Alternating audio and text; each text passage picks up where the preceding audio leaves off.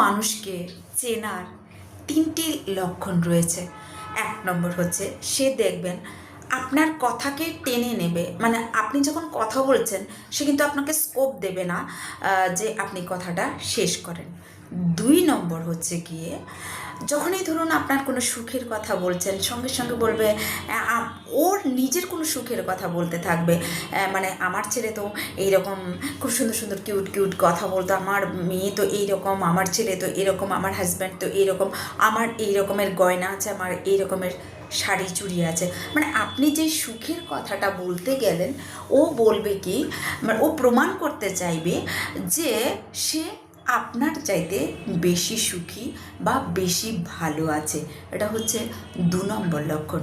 3 নম্বর লক্ষণ কি, সেটা হচ্ছে গিয়ে আপনি যখন কথা বলছেন সঙ্গে সঙ্গে সে আপনার মানে খুঁটগুলি বের করবে।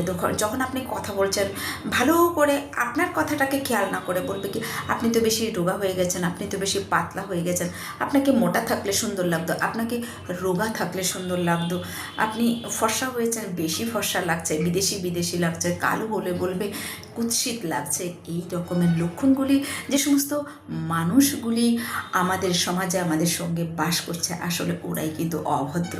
তাই অন্যের কথাকে টেনে কথা বলবেন না, ওকে কথাটাকে ফিনিশ করতে দিন। 2 নম্বর হচ্ছে তার সুখের সঙ্গে আপনার সুখটাকে রিলেট করে স্টোরিটাকে লম্বা করবেন না।